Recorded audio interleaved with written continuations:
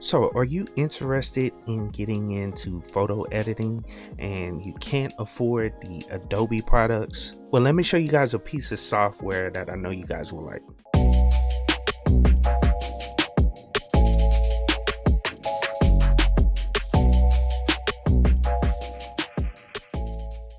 So what's up guys, it's Josh back with another video, and today I want to talk about a photo editing application called GIMP. And GIMP is basically an acronym that stands for GNU Image Manipulation Program, and it's basically the equivalent to Adobe Photoshop that you can run on Linux, Mac OS, and Windows. And I did a video a long time ago about the GIMP application, and since my channel has grown, I wanted to go on and introduce it to a bigger audience by redoing the video and showing you guys this application. And this is one of the applications that I use to produce content on my channel. I basically create the thumbnails using GIMP. And it's a super dope application, and I wanted to show you guys a free alternative to Adobe Photoshop, because we all know Photoshop is expensive and GIMP has a lot of the same features that you would want to use in Adobe Photoshop. And we all know there's other applications or free web editors out there like Canva, and it's a couple others. But if you want to get serious about photo editing, then this is an excellent application to start. And yes, there is a learning curve, but that's just like Adobe Photoshop. There is a learning curve to actually get started with that as well. But I just wanted to at least introduce it to you guys. So let's hop over to the website so we can get started. Okay, cool. So I'm at GIMP, and as always, I'll have the link down in the description of the video. But this is GIMP.org. This is the information about the GNU Image Manipulation Program. And if we read on the page, it basically says the official website for GNU Image Manipulation Program. GIMP is a cross-platform image editor available for GNU Linux, Mac OS, and Windows, and more operating systems. And one cool thing about this application is free and open source, as in you don't have to spend a dime to actually use this program. And then also it's free, as in freedom, meaning that you don't have to worry about the application spying on you in any way and collecting data in the background and all that good stuff. But it says you can change its source code and distribute your changes. So that's another part of that free as well. Now it says whether you're a graphics designer, photographer, illustrator, or scientist, GIMP provides you with sophisticated tools to get your job done. You can further enhance your productivity with GIMP thanks to many customization options and third-party plugins. And I really want to highlight where it says third-party plugins, because there are a bunch of plugins you can actually install in the GIMP operating system to help with productivity, especially if you understand how to work with scripts and you really understand how to use these plugins. And then here's some of the recent news. Currently they have a development version that they released, but we'll stick to the most stable version. But let's scroll down a little bit. It says high quality photo manipulation, original network artwork creation, graphics design elements. So you know, it has a lot of features within this actual application.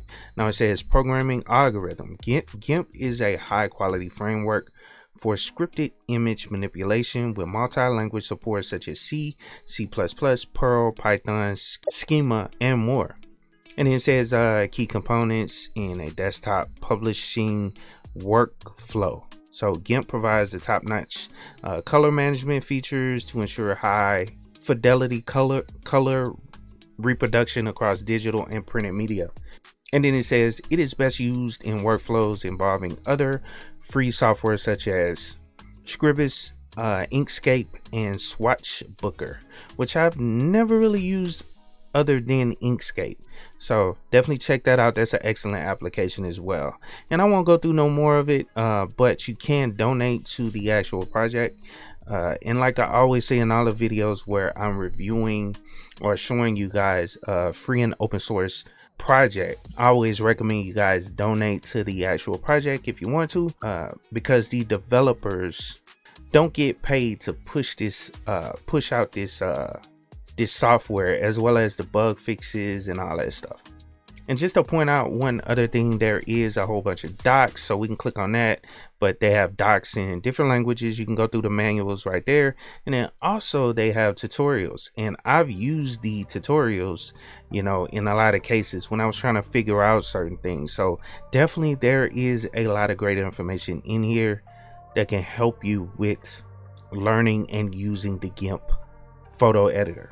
Now let's hop over to my desktop environment so I can show you guys GIMP up and running within a Linux environment.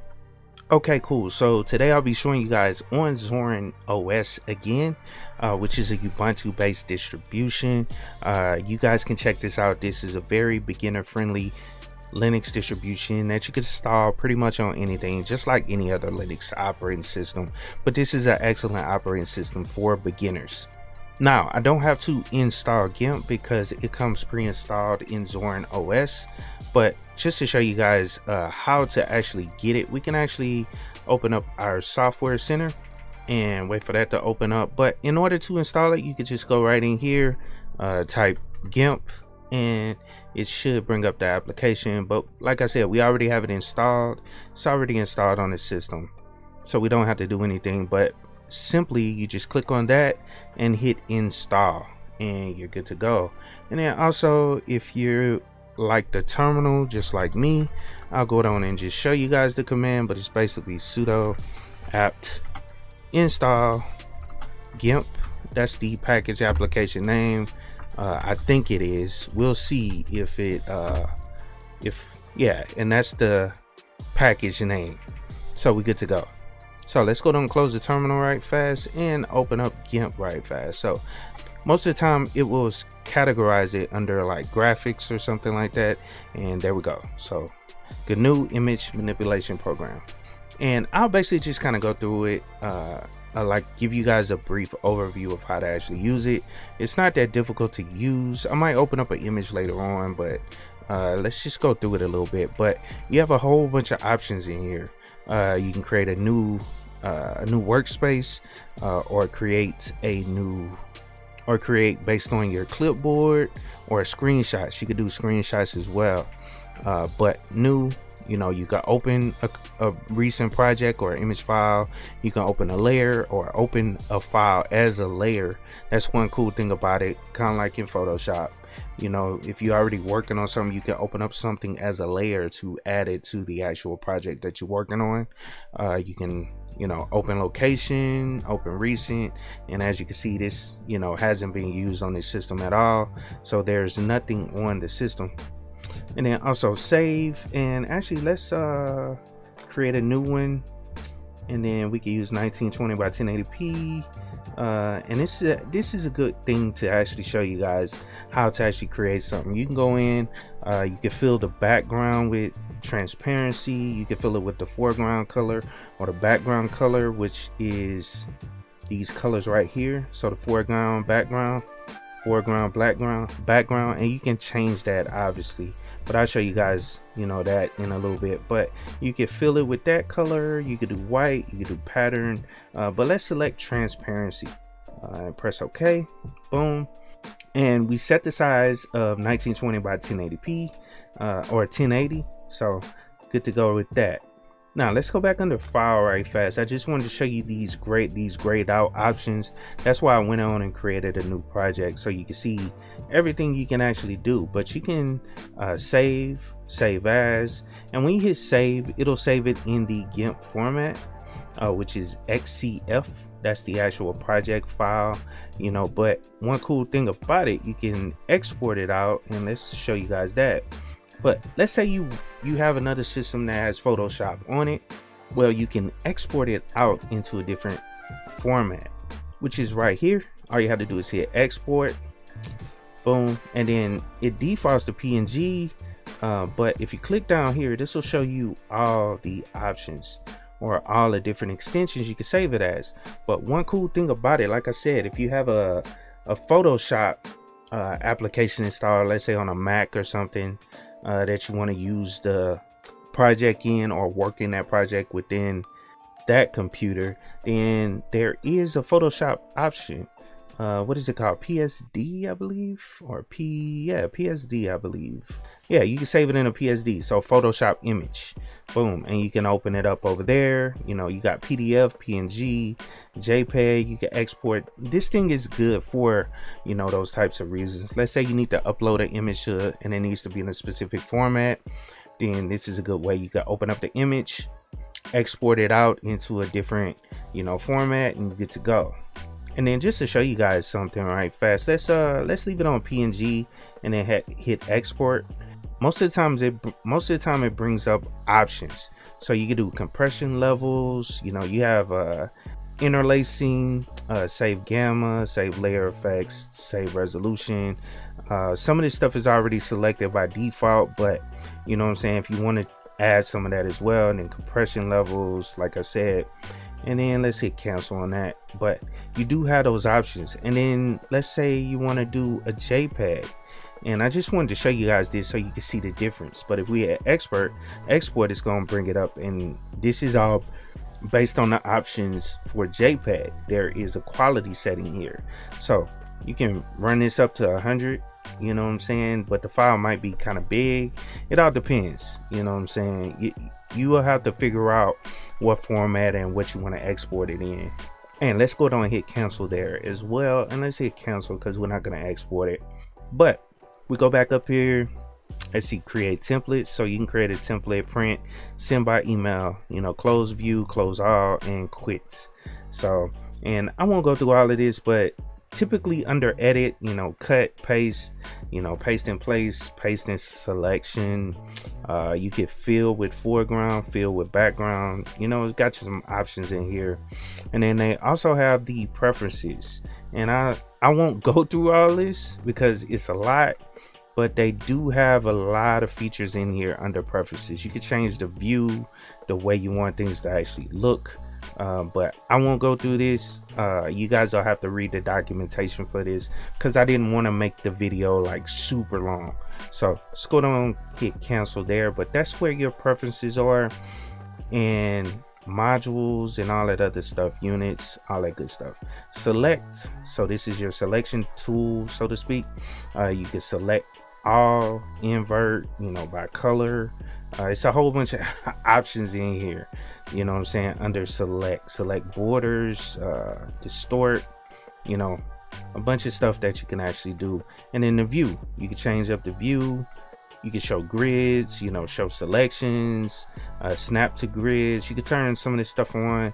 Like I said, I didn't want to make it too long, so I'm not going to go through it all. But image, you could duplicate, just a whole bunch of options in here.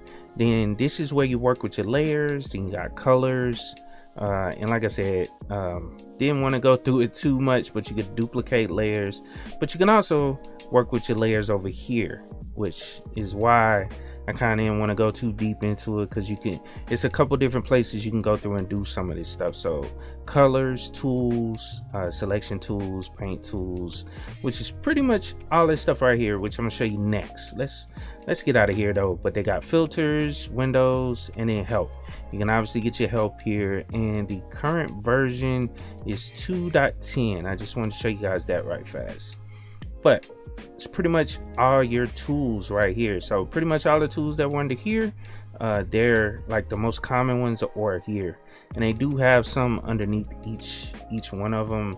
Like the paintbrush, you can click on it, you can right click on it, and that'll bring up like gradient, the other option basically under there. And then they do have shortcuts, so that's super cool. Once you start learning this stuff, you can use whatever shortcuts you want to use, you know, once you do whatever. So let's actually fill in with black. I just wanted to see, I mean, it'll automatically select the foreground color, but you could switch right there and we could do white, you know what I'm saying, and that's the fill button. And I won't go through showing you guys how to actually use this, but they got the text. You can go through, you know, type text in here, and it's all depending on the colors. That's why it's not showing up, but you can change the coloring. And actually we had to highlight the text in order to change the coloring. Boom, there we go. All right, cool. So text, You got blur tools, clone tools, eraser tool. You can click on that and they have a whole bunch of options. I don't know if you guys saw that, but as I select certain things or select on certain things, it changes down here. These are the options, and that's kind of similar to Photoshop from what I remember. The tools were, had a whole bunch of options for them. Now over here you have your brushes and different things, you know what I'm saying? And that's one thing I didn't show you guys over here, but you do have a brush. You can select different things that you want to be the brush. I believe these are backgrounds that you can actually play around with, fonts, so that kind of shows you all the fonts. And not sure what that's for. I can't remember. Oh, document history. So as you make changes to the document, your history will go there, and you can actually select where you want to go within the history. Like if you want to back out like 5 or 6 things, you can just go under there and click a certain selection, and that'll take you back to where it was, as far as changes go. But just show you the brush, and actually let's switch this around. There we go. Well, nah, it's not showing anything. And let's go up in here. Yeah, there we go. I had to select the right layer, but yeah, that's all you got to do in order to use that, you know what I'm saying, your brushes and everything. And you can change up the settings. They got a whole bunch of different settings that you can go through. And let's undo that right fast and remove all that stuff. But down here is the layering. So this is where you get into it. Like my text is a different layer, you know what I'm saying? But you can also add other layers in here. So you can go new layer. You can change the color. You can put whatever you want on it, or that's the color tag. And you can name it. You can link it, and you can make it a specific size if you want to. And you can also make it transparent, you know what I'm saying? And let's do that right fast. So I'm gonna make this the foreground color. Press OK. As you can see, it's black. So the reason I did that, so you guys can see the layers, you can move them around. You see what I'm saying? So let's say we want that black down there. Let's say we want the white up there. But I'm just showing you this so you can see the potential of what you can actually do with the different layers. And if you use Photoshop, then you understand how to do all this stuff. I'm not telling you anything new, but I also want to show you guys opacity, which is right here. And then there's also other options. Instead of right clicking in here, you can do a lot of the same stuff here, like create a new layer, create a group, layer group. You can move the layers up and down. So like that one selected, we can move it up to the front, and we can select that one and move that one back up. And then also, I believe this is duplicate. And then also you can merge layers, which you'll see, in Photoshop as well. You can merge certain layers. And then also they have masks. You can add your mask here. And then you also delete a layer quickly by just boom, it's gone by hitting the delete button. Now, another one of the features of GIMP, let me go down and show you guys this right fast. Let's open up the browser, and I want to show you guys some scripts you can actually get and install on your GIMP installation. So let's type GIMP help.org and press enter, and it'll take us there. And it looks like we're having a little issue right now. Shit. And let's type let's search for GIMP help. I know it's called GIMP help. I think gimphelp.org or something like that. Let's see. All right, or let's type GIMP help to one word. Yeah, there we go. So gimphelp.org, there we go. Now on gimphelp.org there is a bundle of scripts, and this will greatly improve or expand the usage of the GIMP application by installing these scripts. They give you a whole bunch of little options that I use, a lot of times. Let's go down and show you guys how to install it right fast. And let's download it right fast. All you have to do is hit download, and there is some installation instructions. Let's see. Let's download the zip version. That's fine, that'll work. And what I want to do is save it. I'll save it to my downloads, and we can check it out. But there is some installation instructions, so if you're using Windows, and let me show you guys right here under Windows, all you have to do is drop the scripts in that location if you're using Windows. Now in Linux, pretty much the same exact thing. All you have to do is drop these scripts in the folder within your home directory, or you could do it system wide by using user share, GIMP 2.0, and scripts. So you just look for that location on your system after you download it, and then put it in that location. You're good to go. And let's open up that directory and extract it. So extract here, boom, and let me see what folder it's in. And they have the installation instructions as well as a readme.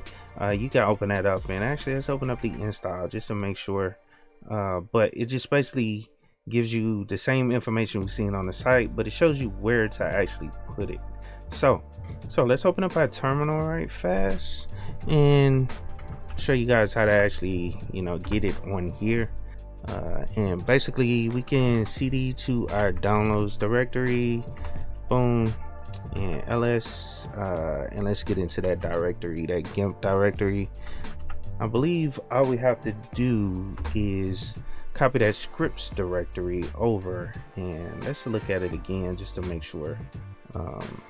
And let's get that terminal back up, and all we have to do is we could do a copy, and then I believe it's the scripts directory, so that full directory. And what we want to copy it to is under home. We could just start and put the absolute path, and then Josh, and then .config, and then GIMP. It should be a directory called GIMP, yeah.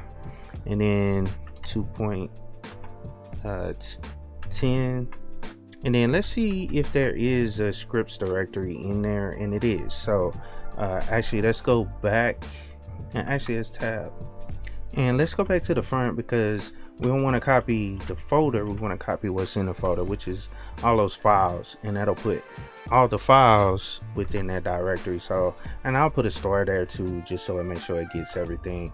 But let's press enter, and that should copy all our stuff. And then I probably should have put recursive, so dash or, that way we can get that image in that image directory, which I don't think we need it, but I'm gonna copy it anyway just to make sure. So we grabbed everything, we grabbed all the scripts and dropped them in the right directory. So we can just kind of close out the terminal, and let's close out everything, and close that, and we can go down and close the browser now because we don't need it anymore. And then also let's close GIMP, and we're not going to save our changes, but let's open up GIMP again, because you basically have to restart GIMP in order to get it to see those scripts now. And as you can see, it brought up another menu option, which is script food. And like I was saying, this is all those scripts. You can go through, play around with this stuff. I just wanted to at least show it to you, show you how to install it right fast. But there are awesome scripts in here. You can run these scripts to do specific tasks for you, so you don't have to go through and do everything, by selecting tools and making all the changes yourself. Like if you wanted to make changes to text, and that's one reason I use it, like put a shadow effect or blur effect, or beveled selection, chiseled, the glow selection, like I was saying, if you put some text in there. And actually let me show you guys a quick demonstration right fast. So let's go new, boom, let's just use the default and go to our text tool and create some text. And I'm gonna just put KeepItTechie, and then let's right click on here, and I believe it's below, but let's go avatar select, and that'll select the text for us. Now we can go into our script foo that we had the text selected, and let's go to effect selection, and let's do the glow selection, and let's add some glow around this thing, and let's put some reds around it or something like that. We could leave the radius at 2, and I'll just leave the feather at 2. But this is a way to add like some effects to text, just to show you guys, and it puts it in its own layer. So let's go let's hit select none so you guys can actually see. But that's putting the glow effect, and that was done with the script. Now you can do that. You can create this layer and create that glow effect for that the long way, but they have some built-in scripts, like I said, that'll help you do that, you know, without you having to do, you know, all this from scratch. And I don't have time to go through every tool. I just wanted to give you guys, you know, something to actually see. You know, you can create watermarks and all kind of stuff using script foo. So that's definitely a great add-on to it. Now, I hope you guys enjoyed the video. Go down and check out GIMP. Like I said, it's a great alternative to Photoshop. It doesn't have all the features in Photoshop, but it has a good amount to actually get you started with photo editing for free. So please like, share, and subscribe to the channel. If you have any questions, leave comments down in the comments below. And if you're interested in learning the Linux operating system, I have a full 3-hour course that will walk you through everything to get started learning Linux. So I hope you guys have a good day, and of course, keep it techie.